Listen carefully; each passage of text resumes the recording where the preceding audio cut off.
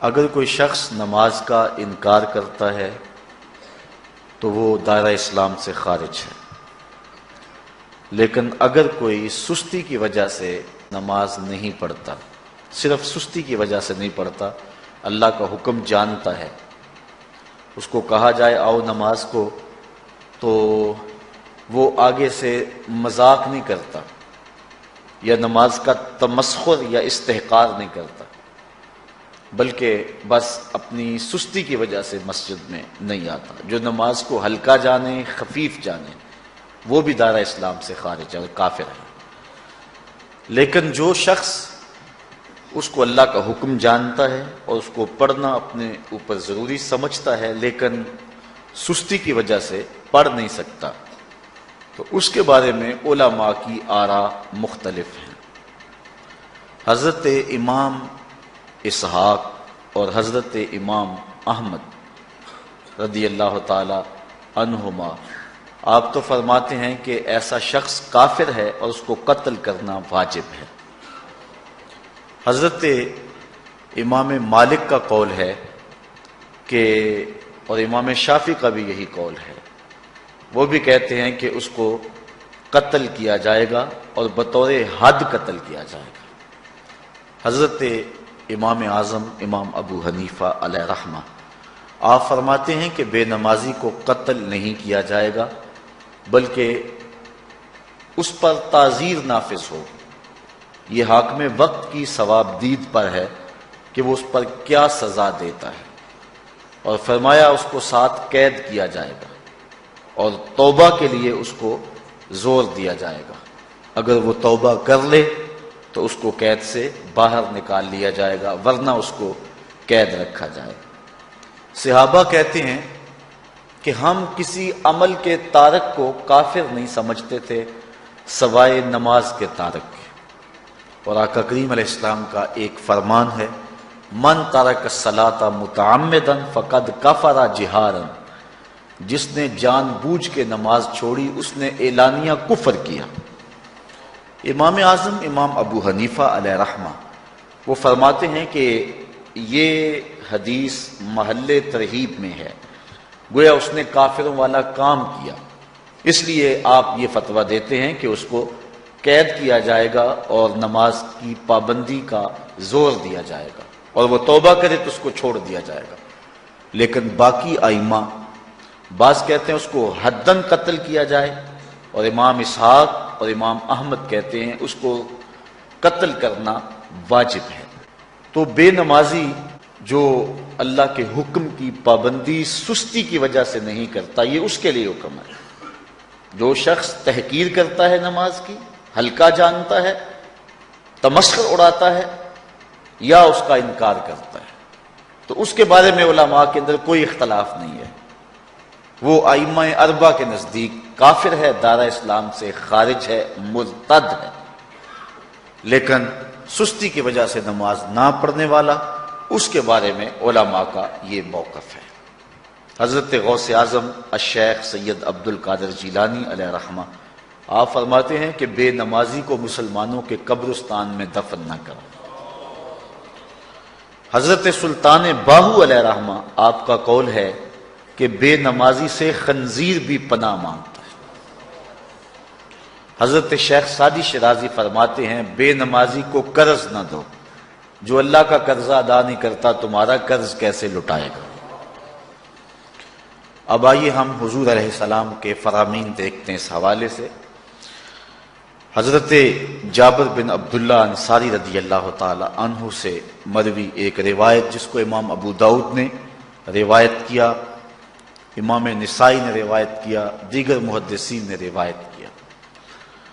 آقا کریم نے ارشاد فرمایا، بین الرجل و بین الکفر ترک الصلاۃ، آدمی اور کفر کے درمیان ترک صلاۃ ہے، یعنی بندہ مومن اور بندہ کافر کے درمیان ترک صلاۃ ہے۔ جو نماز پڑھتا ہے وہ مومن ہے، اور جو نماز نہیں پڑھتا تو وہ کافروں والا کام کرتا ہے، یا دیگر ائمہ کے نزدیک وہ کافر ہے۔ یہ ترہیباً نہیں بلکہ یہ حکم ہے۔ اور حضرت نبی رحمت صلی اللہ علیہ وسلم کا ایک دوسرا فرمان ان الفاظ کے ساتھ ہے، بین الرجل و بین الشرک والکفر ترک الصلاۃ، شرک و کفر اور بندہ مومن کے درمیان نماز ترک کرنا ہے۔ حضرت امام ابن ماجہ نے ان الفاظ کے ساتھ روایت کو نقل کیا ہے، بین الکفر والایمان ترک الصلاۃ، ایمان اور کفر کے درمیان نماز کا ترک کرنا ہے۔ اور آقا کریم علیہ السلام کا وہ فرمان جو حضرت انس سے مروی ہے، جس کو طبرانی نے اپنی موجم میں لکھا، بھی آپ کے سامنے میں نے رکھا، کہ حضور نے فرمایا من ترک الصلاۃ متعمدا فقد کفر جہارا، جس نے جان بوجھ کے نماز چھوڑی اس نے اعلانیہ کفر کیا۔ حضرت ابو ہریرہ رضی اللہ تعالی عنہ سے ایک روایت ہے کہ وہ فرماتے ہیں، لا سہم فی الاسلام لمن لا صلاۃ ولا صلاۃ لمن لا وضوء لہ، کہ اس شخص کا اسلام میں کوئی حصہ نہیں ہے جو نماز نہیں پڑھتا، اور اس شخص کا نماز میں کوئی حصہ نہیں ہے جو وضو نہیں کرتا۔ وضو کے بغیر نماز نہیں ہوتی اور نماز کے بغیر اسلام نہیں ہوتا۔ اور اسی روایت کو بالفاظ دیگر حضرت عبداللہ ابن عمر رضی اللہ تعالی عنہ نے حضور سے یوں روایت کیا ہے، طبرانی نے اپنی موجم میں اس کو لکھا، لا ایمان لمن لا امانتہ ولا صلاۃ لمن لا طہور لہ ولا دین لمن لا صلاۃ لہ۔ حضور فرمایا کہ اس شخص کا ایمان نہیں جس میں امانت نہیں، اور اس شخص کی نماز نہیں جس کو پاکیزگی حاصل نہیں، اور اس شخص کا دین نہیں جس کو نماز نصیب نہیں۔ حضرت امام ابن ماجہ نے اس روایت کو اپنے الفاظ کے ساتھ روایت کیا ہے۔ حضرت بریدہ رضی اللہ تعالیٰ عنہ اپنے باپ سے روایت کرتے ہیں اور وہ حضور سے روایت کرتے ہیں۔ حضور علیہ السلام نے ارشاد فرمایا، ان العہد الذی بیننا و بینہم الصلاۃ فمن ترکھا فقد کفر، کہ ہمارے اور ان لوگوں کے درمیان جو معاہدہ ہے وہ نماز کا ہے، جس نے نماز کو چھوڑ دیا اس نے کفر کیا، یعنی ہمارا اور ان کا پھر اب معاہدہ باقی نہیں رہے گا۔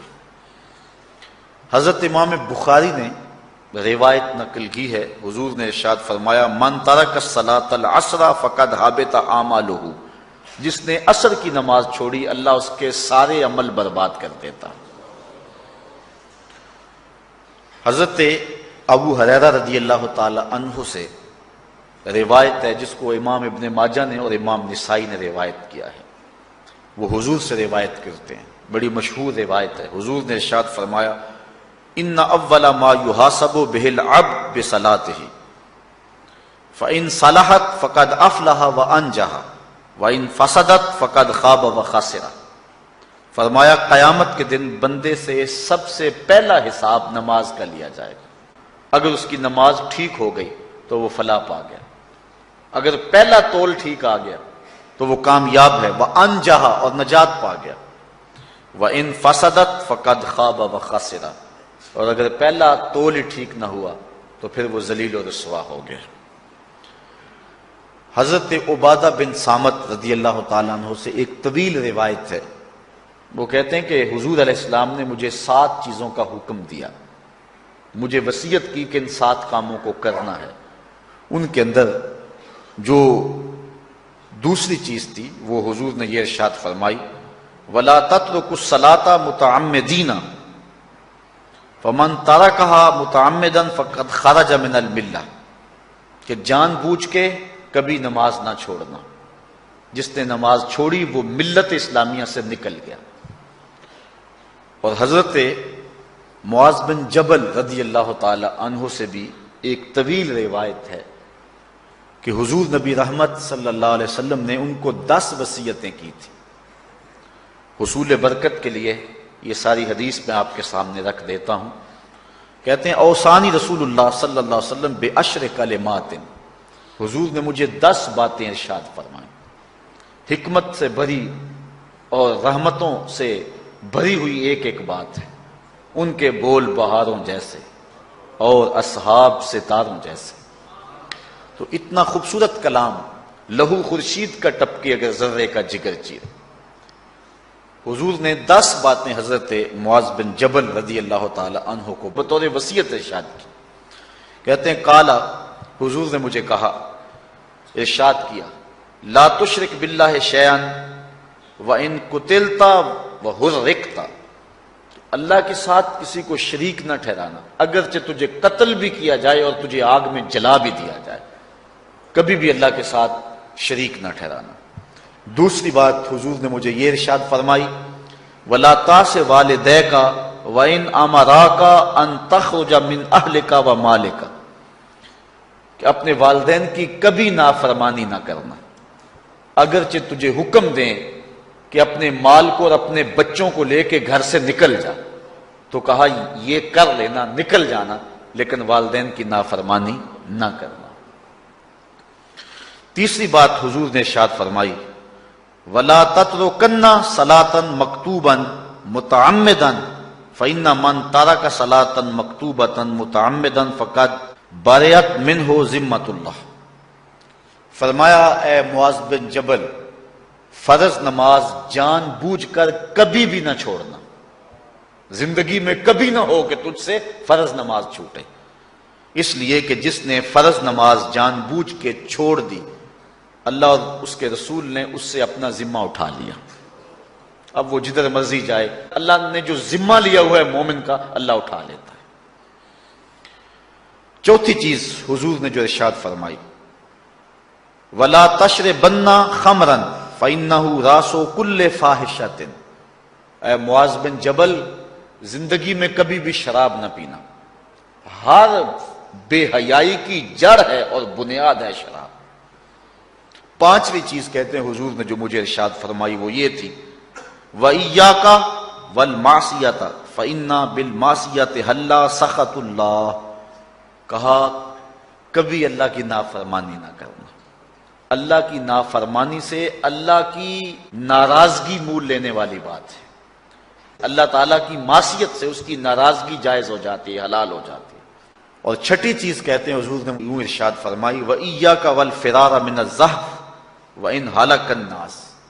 کہا جب محاذ پہ ڈٹا ہونا تو کبھی پیٹھ نہ پھیرنا، اگرچہ لاشیں جو ہیں وہ گر رہی ہوں اور لوگ ہلاک ہو رہے ہوں، سارے لشکر کے ہلاک ہو جانے کا ڈر بھی ہو، لیکن کہا معاذ بن جبل میں تمہیں وصیت کرتا ہوں کبھی پیٹھ پھیر کے بھاگنا نہیں ہے.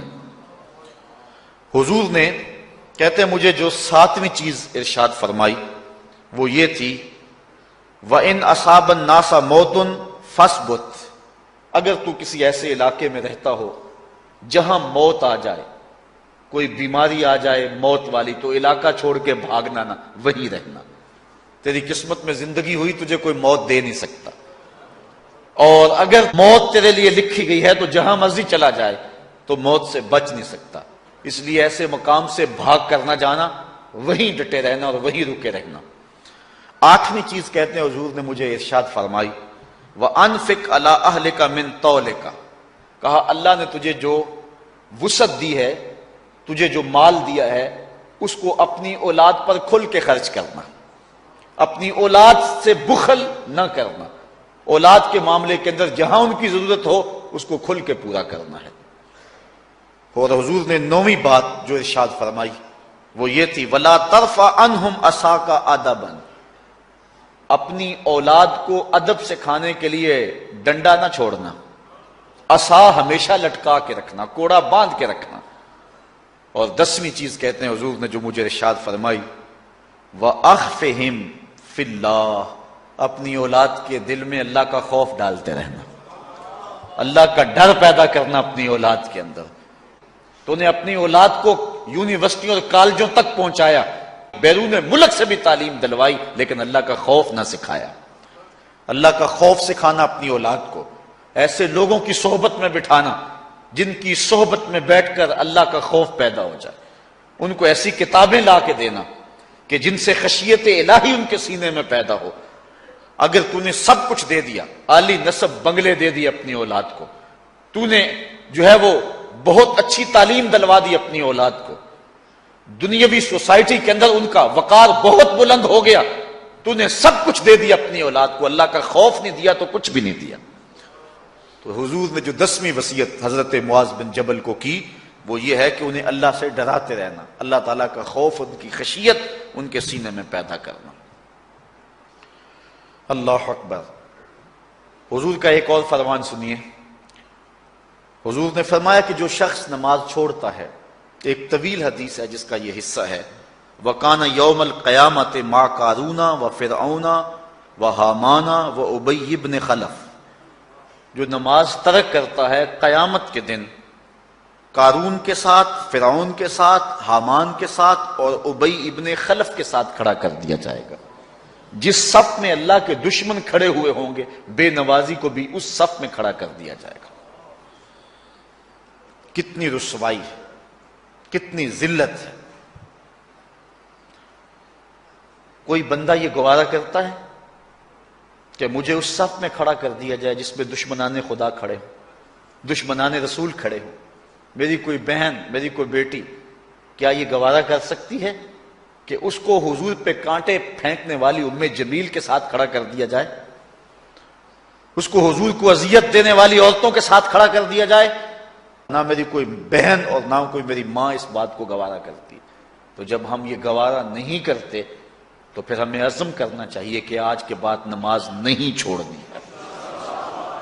میں نے کسی جگہ پہ یہ بات بیان کی اور ساری گفتگو اسی عنوان سے ہوئی، کچھ ماحول ایسا بنا ہوا تھا، تو مجھے بعد میں صابر نامی وہاں کے ایک ساتھی نے فون کیا 2 یا 3 دن کے بعد، کہنے لگا کہ ہماری بستی میں ایک شخص بھی بے نمازی نہیں رہا ہے۔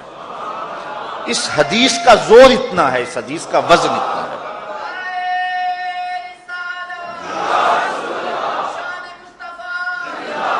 تو کوئی شخص یہ گوارا کرتا ہے کہ مجھے دشمنان خدا کی صف میں کھڑا کر دیا جائے، جن دشمنوں کے چہروں پہ تارکول ملی ہوئی ہوگی اور ان پر لعنتیں برس رہی ہوں گی، اور دنیا کے اوپر سب سے رسوائی زیادہ ان لوگوں کو ہوگی، تو کوئی شخص بھی یہ گوارا نہیں کرتا۔ ہم تو ان کے سائے سے بھی بچنا چاہتے ہیں۔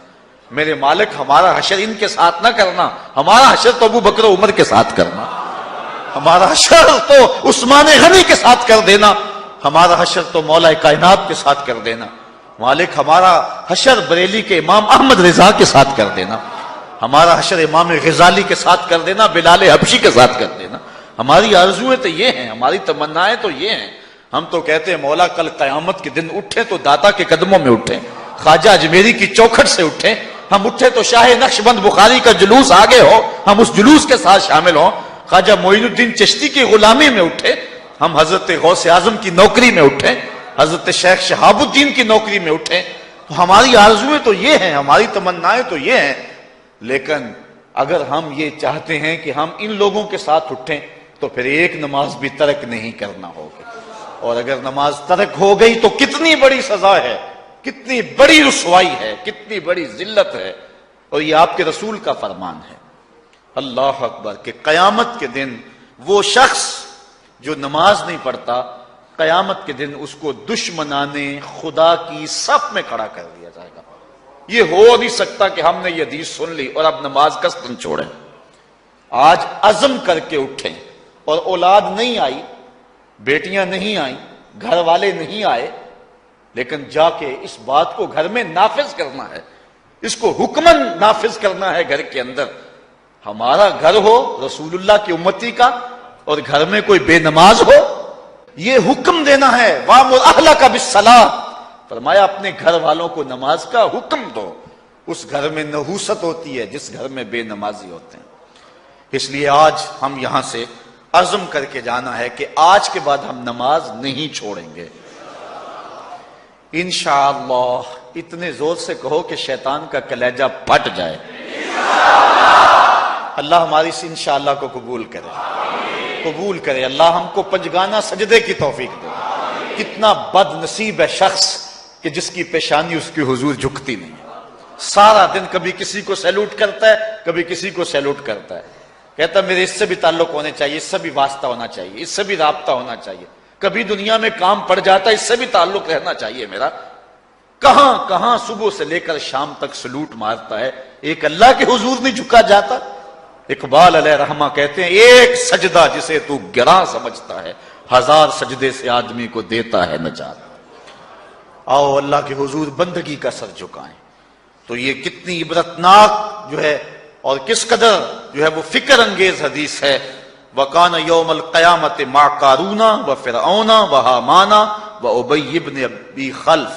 وہ شخص ان بد نصیب لوگوں کے ساتھ کھڑا ہوگا جس کو نماز کی توفیق نہیں ہے. آپ نے حدیث علماء سے بارہا سنی، حدیث طویل ہے.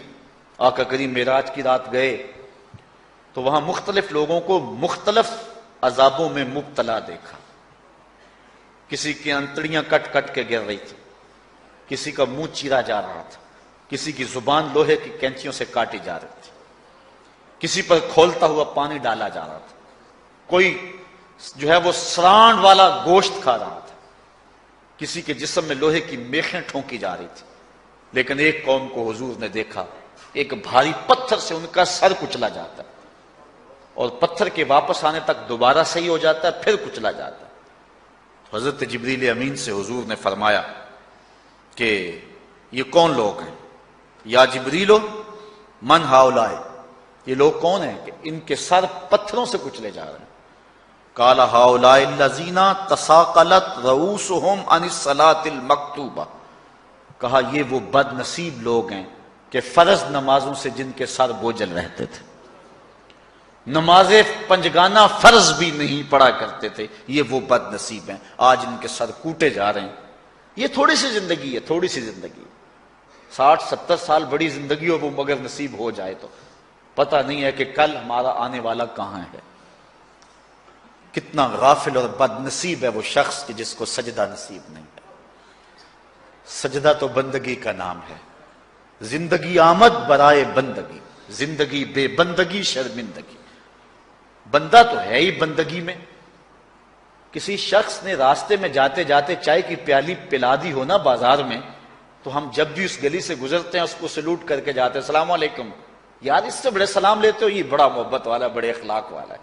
یار جس نے چائے کی پیالی پلا دی ایک مرتبہ، اس کو تو جاتے آتے سلام کر کے جاتے ہو. جس رب نے زندگی بخشی ہے، جس رب نے جو ہے وہ ساری بہاریں عطا کی ہیں، اس کے حضور میں جھکا جاتا ہے. کتنا متکبر شخص ہے جو اللہ کے حضور نہیں جھکتا.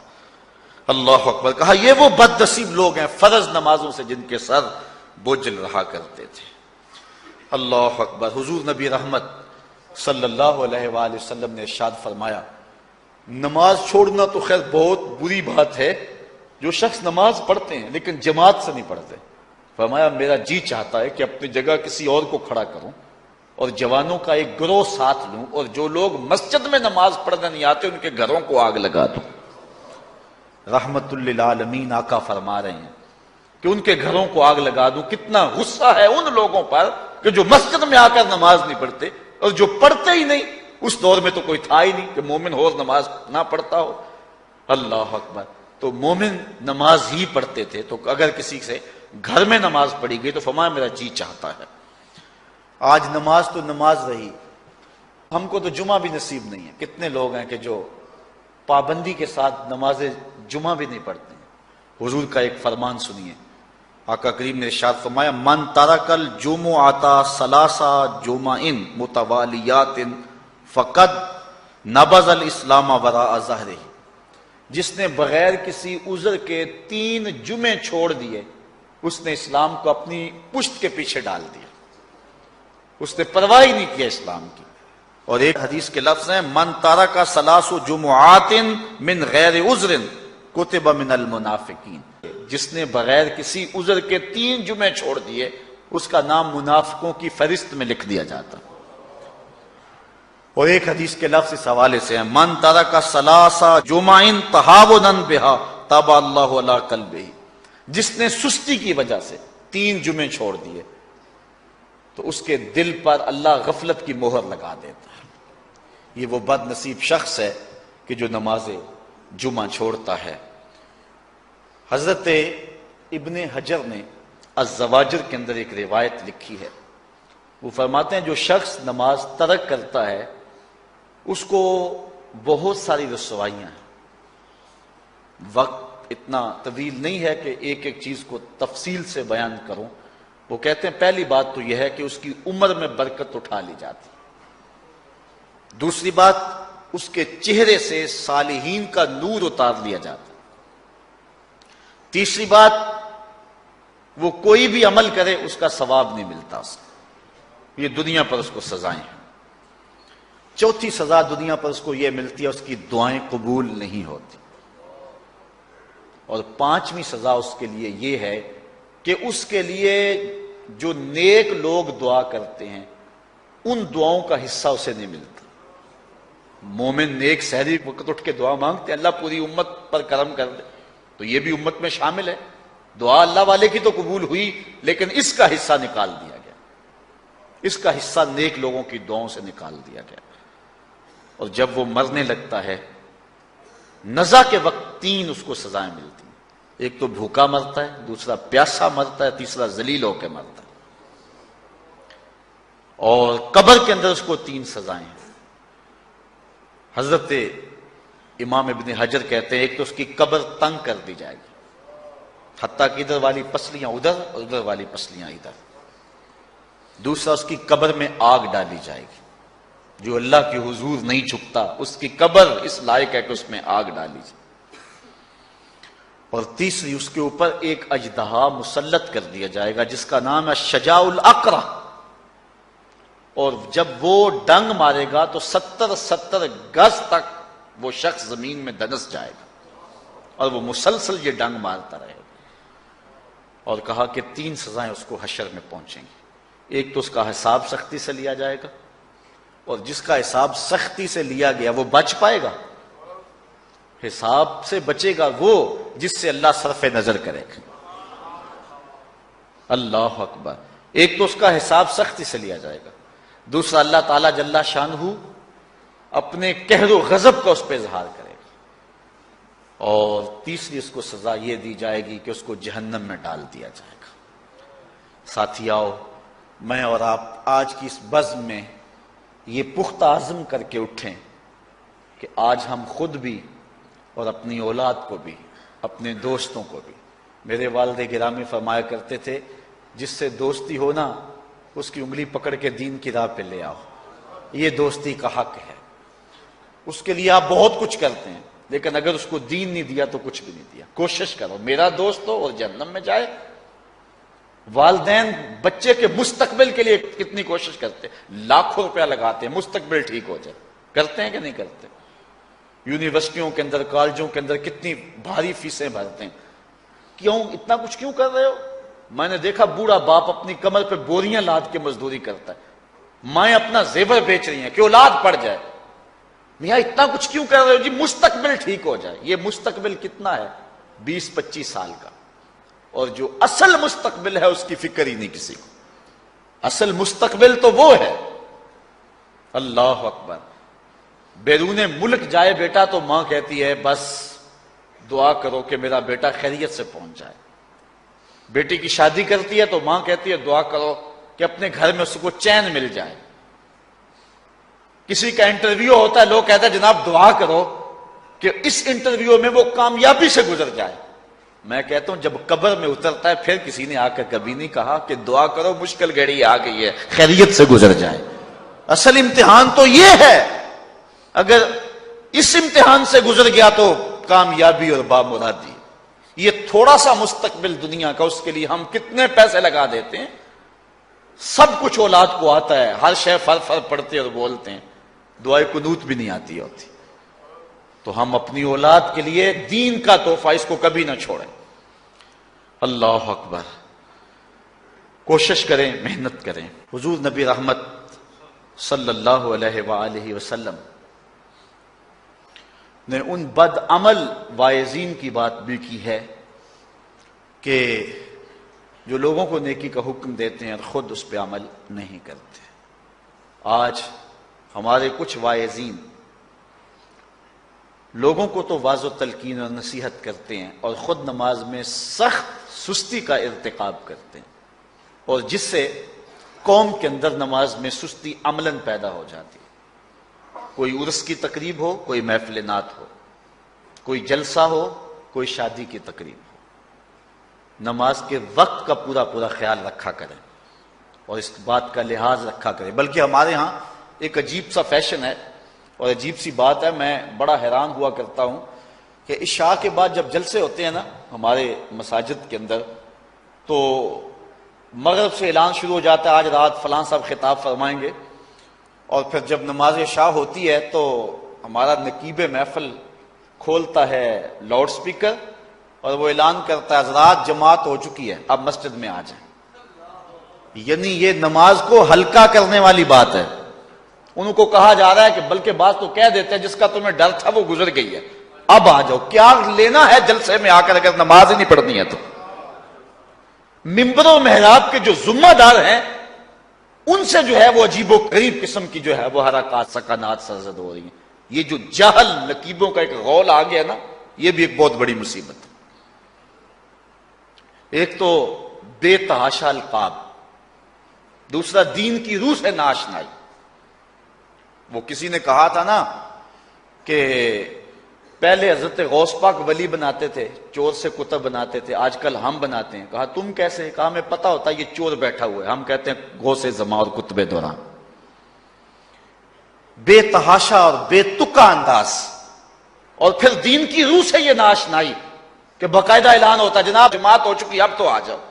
تو کیا کرنا ہے ساری رات جاگ کے اگر عشاء کی نماز ہی نہیں پڑھی تو نماز کو ہلکا کیا گیا ہے۔ اسی طرح جلسہ لمبا ہو رہا ہے اور نماز کا وقت سکڑ رہا ہے۔ ان چیزوں کا التزام کرنا ہے، ہم نے کوشش کرنی ہے۔ اور یہ بھی ایک مصیبت ہے کہ دربار بڑا اونچا ہے اور مسجد کے اندر جانوروں کی بینٹیں پڑی ہوئی ہیں۔ حیثیت تو مسجد کی ہے، دربار کی تو ثانوی حیثیت ہے۔ دربار پہ 3 کروڑ روپیہ لگا ہوا ہے اور مسجد میں چٹائیاں بھی موجود نہیں ہیں۔ اپنے بھی خفا مجھ سے ہیں بیگانے بھی ناخوش، کہ زہر حلاحل کو کبھی کہہ نہ سکا کانت، بات وہی کہتا ہوں سمجھتا ہوں جسے حق، نہ ابلہ مسجد ہوں نہ تہذیب کا فرزند۔ ہم نے ان چیزوں کو دیکھنا ہے۔ اچھا، بعض والدین کی ایک سستی ہے، وہ آتے جناب تعویذ کر دو، ہماری اولاد نماز نہیں پڑھتی، بچے نماز نہیں پڑھتے، اور کہتے ہیں جی ہماری تو چلو گزر گئی، ہم تو نہیں پڑھتے، یہ تو پڑھیں۔ میں کہتا ہوں یہ کیوں پڑھیں جب تم نہیں پڑھتے؟ الولد سر لابیہ، بیٹا باپ کا راز ہوتا ہے۔ تم مجھ سے تعویذ لینے آگے ہو، گھر میں مصلی بچھا کے سجدہ کرو، تمہاری اولاد بھی تمہارے تتبع میں سجدہ کرنے کی عادت ڈال۔ حضور فرمایا بچے 7 سال کے ہوں تو انہیں مسجد میں لے جاؤ، 10 سال کے نہیں پڑھتے تو ان کو مار کے پڑھاؤ۔ اب اولاد ہوگی جوان، خود کبھی سجدہ کیا نہیں، اب کہتے ہیں شاید تعویذ سے کم چل جائے گا۔ جو تعویذ اللہ کے رسول نے تمہیں دیا تھا کہ 7 سال کے ہوں تو پکڑ کے انگلی مسجد کا راستہ دکھاؤ، 10 سال کے ہو جائیں تو مار کے پڑھاؤ، ان کے سینے میں اللہ کا خوف داخل کرو، ان کو قرآن کی تلاوت سکھاؤ۔ علموا اولادکم 3 خصال، اپنی اولاد کو 3 چیزیں سکھاؤ۔ حب نبیکم، ایک اپنے نبی کا پیار سکھاؤ، وحب اہل بیت ہی، رسول اللہ کے اہل بیت کا پیار سکھاؤ، وتلاوت القرآن، اور قرآن کا پڑھنا سکھاؤ۔ چھین لو سیڑیاں ان کے ہاتھوں سے گانے والی، چھین لو ان کے ہاتھوں سے جو ہے وہ ناول، اور ان کے ہاتھ میں قرآن دے دو۔ کتنے خوش نصیب دن تھے، گلیوں سے گزرتے تھے، گھروں سے قرآن کے پڑھنے کی آواز آتی تھی۔ آج پاپ میوزک کی صدائیں تو آتی ہیں، آج قرآن کی آوازیں نہیں آتی۔ تو یہ عجیب ہے جی ہم نہیں پڑھتے، یہ تو پڑھے۔ میں کہتا ہوں یہ کیوں پڑھیں جب تم نہیں پڑھتے ہو؟ تمہارے اوپر کیا اب فرض ساقط ہو چکا ہے بڑھاپے کی وجہ سے؟ تم بوڑھے ہو کے نہیں پڑھتے ہو، تمہاری اولاد تم چاہتے ہو جوانی میں پڑھ لے؟ تم خود اللہ کے حضور سجدہ کرو اور پھر دیکھنا تمہارے تتبع میں، تمہاری اتباع میں تمہاری اولاد بھی تمہاری پیچھے پیچھے ہوگی۔ اللہ اکبر۔ صاحب اس عنوان سے کہنے کے لیے بہت کچھ ہے۔ اللہ تعالیٰ جل شانہ اپنی رحمتیں عطا فرمائے۔ اعلی حضرت سے 2 لوگوں نے فتویٰ پوچھا۔ بریلی کا ایک محلہ ہے، محلہ ذخیرہ، اس میں ہادی حسن اور قرب محمد نامی لوگوں نے تنظیم بنائی نماز کی دعوت کے لیے۔ کچھ لوگ ان کی بات کو نہ سنتے، اعلی حضرت سے استفتاء کیا، فتاوی رضویہ کے اندر موجود ہے کہ ہم نماز کی دعوت دیتے ہیں، کچھ لوگ اس کے باوجود نہیں آتے، تو حکم شرعی کیا ہے؟ تو اعلی حضرت فرماتے ہیں کہ پہلے تو نرمی سے انہیں سمجھائیں، آؤ نماز کی طرف۔ نہیں مانتے، مؤثر لوگ ڈالیں جو ان کو کہیں۔ یہ تھے ہمارے کرنے والے کام، ہم کن جھگڑوں میں پڑے ہوئے۔ مؤثر معاشرے کے لوگ تلاش کریں اور ان کو سمجھائیں، جن کی وہ مانتے ہیں، ٹالتے نہیں۔ ان سے سمجھائیں ان کو. آپ فرماتے ہیں اگر ان کے سمجھانے سے بھی نہیں سمجھتے تو فرمایا فتویٰ پھر یہ ہے ان سے بائیکاٹ کر دیں، ان سے ترک کلام کر دیں، ان سے گفتگو چھوڑ دیں. ہم نے تو کبھی بیٹوں سے نہیں چھوڑی گفتگو. بیوی بے نماز ہو ہم ہر شے بیوی سے منوا لیتے ہیں. کبھی کہا تیرے ہاتھ کی پکی روٹی نہیں کھاؤں گا اگر تو نماز نہیں پڑھتی؟ کبھی بیٹا کہے امی تو نماز نہیں پڑھتی میں تیرے ہاتھ کی روٹی نہیں کھاؤں گا؟ جو ماں بیٹے کے لیے سب کچھ کرتی ہے، کتنے دکھ جھیلتی ہے، کسی کے گھر کے برتن مانجنے پڑے وہ بھی مانجتی ہے، کیا بیٹے کی خواہش پہ نماز نہیں شروع کر دے گی؟ جب عادت ڈالے گی تو پھر اللہ دل میں بھی وہ محبت ڈال دے گا. کیونکہ ہمارا تو اتنا ہی کام ہے نا. حضرت بایزید بسطامی نے یہی کیا تھا نا. حضرت بایزید بسطامی علیہ رحمہ بسطام کے لوگوں کی تربیت کر رہے ہیں. کسی محلے کے کونے میں آ کر ایک فاحشہ عورت بیٹھ کے لوگوں کا دین ایمان اجاڑنے لگی. کسی نے کہا بایزید تیرا شہر لٹ رہا ہے، جس کو تو اشکوں سے سیراب کیا تھا اور سجدہ ہائے سحرگاہی سے جس شہر کو نور بخشا تھا، تیرا شہر لٹ رہا ہے. کہا کیا ماجرا ہوا؟ لوگوں نے کہانی سنائی. بایزید بسطامی صبح مصلی اٹھایا اور جا کے اس فاحشہ عورت کے دروازے پہ مصلی بچھا لیا. اب جو بھی گاہک آتا بایزید بسطامی کو بیٹھا ہوا دیکھ کے راستہ بدل لیتا. اس نے انتظار کیا، رات کے اندھیرے گہرے ہو گئے، آج کوئی گاہک ہی نہیں آیا. اس نے کھڑکی سے جھانک کر کے دیکھا ایک بوڑھا بابا بیٹھا ہوا ہے، ہاتھ میں تسبیح ہے، مصلی بچھایا ہوا ہے. نیچے اتر کر کے کہا بابا اللہ کو یاد کرنے کے لیے اور تھوڑی جگہ ہیں؟ تجھے میرے گھر کی گلی ہی ملی، میرا راستہ روک لیا؟ بابا کہنے لگا کیا مسئلہ ہے تجھے؟ کہا میرے گاہک رکے ہوئے ہیں. کہا آج میں تیرا گاہک ہوں، بتا تیری رات کی قیمت کتنی ہے؟ اللہ اکبر. حضرت بایزید بسطامی نے قیمت طے کی. اس کے گھر کی جب چھت چڑھنے لگے نا سیڑھیاں، لوگ دیکھ رہے تھے. کہا مالک اگر بایزید بھی اجڑ گیا تو روشنی کہاں سے لیں گے؟ بایزید بھی ایک فاحشہ عورت کے کوٹھے پہ چڑھ رہا ہے، اگر یہ بھی چراغ بجھ گیا تو زمانے کو اجالا کہاں سے ملے گا؟ لیکن قدرت کو کچھ اور ہی منظور تھا. اس سے کہا مصلی بچھا لے، جو میں کرتا جاؤں وہ کرتے جانا. پہلے وضو کیا، اس نے بھی کیا. پھر مصلی پہ آئے، وہ بھی پیچھے کھڑی ہو گئی. پھر بایزید قیام کیا، اس نے بھی قیام کیا. پھر رکوع میں گئے، وہ بھی رکوع، قوما وہ بھی قومیں. جب سجدے میں حضرت بایزید گئے، وہ بھی سجدے میں. تو بایزید رو پڑے. کہا مالک بایزید کا اتنا ہی کام تھا کہ اس کا سر تیری چوکھٹ تک جھکا دے. مالک یہاں تک لانا میرا کام تھا، دل کی دنیا بدلنا تیرا کام ہے. جب وہ سجدے میں جا رہی تھی تو فحشہ تھی، جب سر اٹھایا وقت کی ولیہ بن چکے تھے. ایک بزرگ کہتے ہیں میں بازار کے کنارے جا رہا تھا، ایک شرابی گرا ہوا تھا اور گندے پانی سے اس کا منہ گندا ہو رہا تھا. میرے دل میں رحم آیا، ایک انسان ہے اور یوں رسوا ہو رہا ہے. میں نے گندی نالی سے اس کو اٹھایا اور اٹھا کر کے جو ہے وہ اس کا منہ دھویا اور چلا گیا.